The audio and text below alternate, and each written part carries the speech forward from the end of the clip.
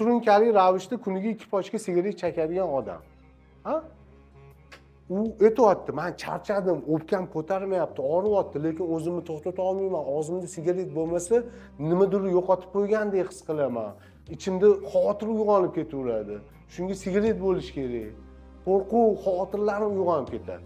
Buni keyin gaplashib, qiziqib kirsangiz aytish mumkin-da, qanaqasi Alisher aka, siz bolaligidagi chaqaloq holatigacha xotirasini eslaydigan holatga tushirishingiz mumkin. Bo'ladi. Uni yo'li bor.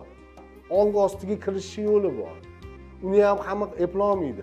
Kirib chuqurlashganda ma'lum bo'lyaptiki, bolaligida ona mana bolasini emizayotgan vaqtda emganini, to'yganini bilib uzib olish kerak.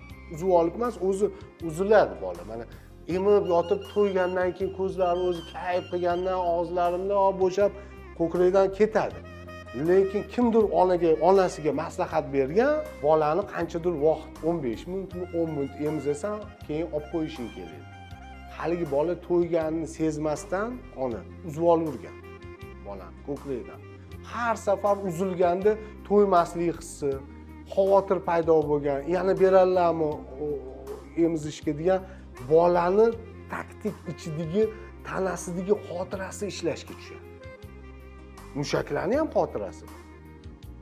Organizmning ham xotirasi bor. U faqat miyada bo'lmaydi. Tananing ham xotirasi bor.